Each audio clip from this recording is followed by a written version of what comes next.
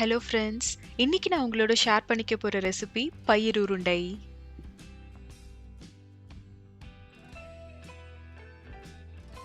Slice பண்ணலாம் வாங்க. பயிர் உருண்டை செய்யறதுக்கு முதல்ல வெல்லம் ரெடி பண்ணி எடுத்துக்கலாம். இந்த மாதிரி வெல்லத்தை கத்தியாலேயோ இல்ல அருவாமனையிலேயோ துருவி எடுத்துக்கலாங்க. தட்டி எடுக்கும்போது ஒரு சில சின்ன சின்ன வெல்லத்துண்டு இருக்கலாம். ஆனா இந்த மாதிரி துருவிட்டோம் அப்படின்னா நமக்கு ரொம்ப ஈஸியா இருக்கும். அரைப்படுறதுக்கும் சரி, அளந்து எடுக்கிறதுக்கும் வசதியா இருக்கும்.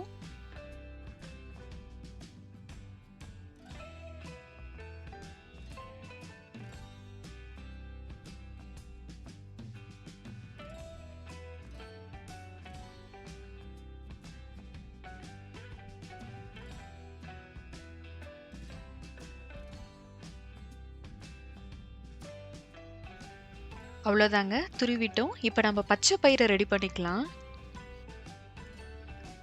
நான் இன்னைக்கு ஒரு 1/2 கப் போல பச்சை பயிர் எடுத்திருக்கேன். பச்சை பயிரை நல்லா வாசனை வர வரைக்கும், கலர் மாறி வர வரைக்கும் வறுத்துக்கலாம்.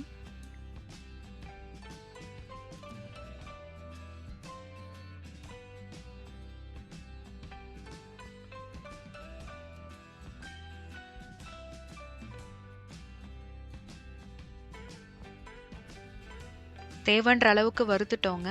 இதில் கொஞ்சமாக தண்ணி விட்டு தட்டு போட்டு மூடி வேக வச்சு எடுத்துக்கலாம்.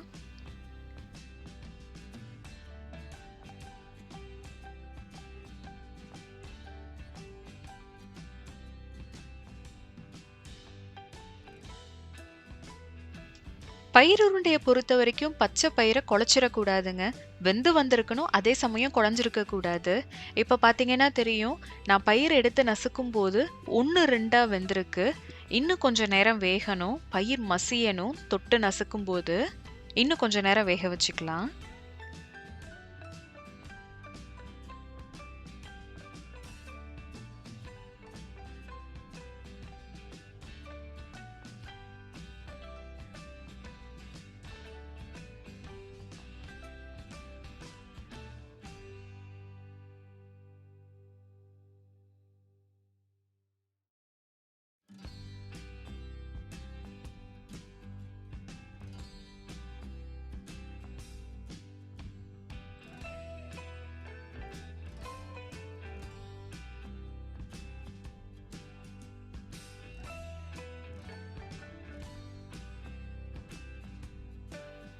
நான் மறுபடியும் ஒரு 10 நிமிஷம் போல வேக விட்டு எடுத்திருக்கேன். இப்போ பார்த்தீங்கன்னா தெரியும், பயிர் குழஞ்சு போகலை, தனித்தனியாக இருக்குது.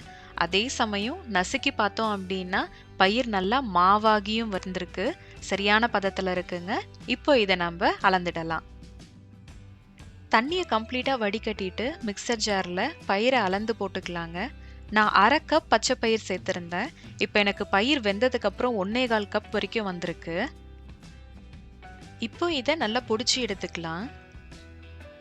இப்போ பார்த்தீங்கன்னா தெரியும், நான் தொட்டு பார்க்கும்போது பயிர் ரொம்ப சாஃப்டாக வந்திருக்கு. நல்லா பொடிஞ்சிருக்கு. இந்த சமயத்தில் நம்ம வெல்லம் சேர்க்க ஆரம்பிச்சிடலாம். வெல்லத்தோட அளவை பொறுத்த வரைக்கும் பார்த்தீங்கன்னா, இப்போ நம்ம 1/4 கப் வரைக்கும் பயிர் வந்திருக்குன்னா அப்போ 1/4 கப் வெல்லம் தேவைப்படும். இப்போ நான் முதல்ல 1 கப் மட்டும் நான் சேர்த்துருக்கேன். ஒரு முறை அரைச்சி எடுத்துட்டு பதம் எப்படி இருக்குன்னு பார்த்துட்டு கடைசியாக ஒரு 1/4 கப் தேவைப்படலையான்றத பார்த்து சேர்த்துக்கலாம். வெல்லம் போட்டு அரைச்சிட்டேன்.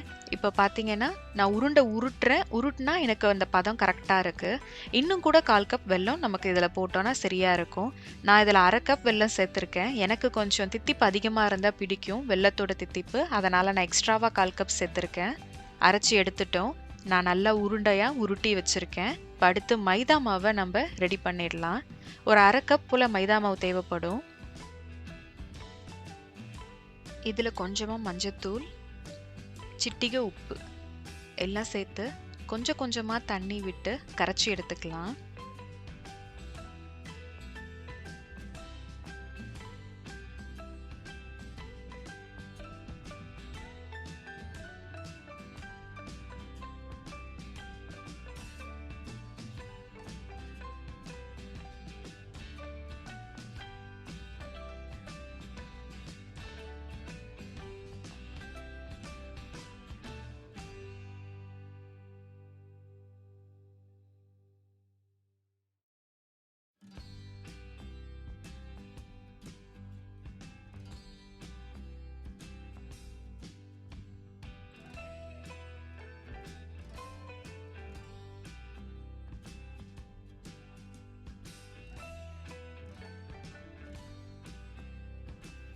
மைதா மாவோட பதத்தை பொறுத்த வரைக்கும் ரொம்ப நீர்க்கவும் இருந்துடக்கூடாது, கெட்டியாகவும் இருந்துடக்கூடாதுங்க.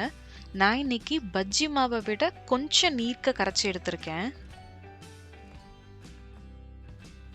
இப்போ இதுல நம்ம பிடிச்சு வச்சிருந்த உருண்டைகளை உள்ள டிப் பண்ணி எண்ணெயில போட்டு பொரிச்சு எடுத்துடலாம். இன்னைக்கு நான் எடுத்திருக்க அளவு பார்த்தீங்கன்னா 1.25 கப் பச்சை பயிருக்கு 1.25 கப் வெல்லம் எடுத்திருக்கேன். இந்த 1.25 கப் வெல்லம் அப்படிங்கிறது பார்த்தீங்கன்னா பயிரை எந்த ஸ்டேஜில் வேக வச்சு எடுக்கிறோங்கிறத பொறுத்து தான் நமக்கு வெல்லம் பிடிக்கும். பயிரை சரியான பதத்தில் வேக வச்சு எடுக்கும்போது தாங்க நமக்கு வெல்லம் வந்து ஜாஸ்தி சேர்க்க முடியும், இல்லைனா சரியான அளவில் சேர்க்க முடியும். ஒருவேளை பயிர் குழஞ்சு போச்சு அப்படின்னா வெல்லம் வந்து ரொம்ப கம்மியாக தான் பிடிக்கும், கடைசியில் புரிச்சு எடுக்கும்போது தித்திப்பு தன்மையே இல்லாமல் இருக்கும். ஸோ அதனால் பயிரை வேக வச்சு எடுக்கிற பதத்தில் மட்டும் கொஞ்சம் கவனமாக வச்சு நம்ம எடுத்துட்டோம் அப்படின்னா நல்லா வெல்லம் போட்டு பயங்கர தித்திப்பாக சாப்பிட்லாம். இப்போ நம்ம பொரிச்சு எடுத்துட்டோம், பரிமாறிடலாம். பயிர் உருண்டை ரொம்ப சாஃப்டா, தித்திப்பா, செம்ம டேஸ்டா நல்லா இருந்ததுங்க. என்னுடைய அனுபவத்துல நான் தெரிஞ்சுக்கிட்ட ஒரு சின்ன சின்ன விஷயங்களை உங்களோட ஷேர் பண்ணிக்கிட்டதுல எனக்கு ரொம்ப சந்தோஷம். நான் உங்க எல்லாரையும் இன்னொரு வீடியோல மீட் பண்றேன். பாய்.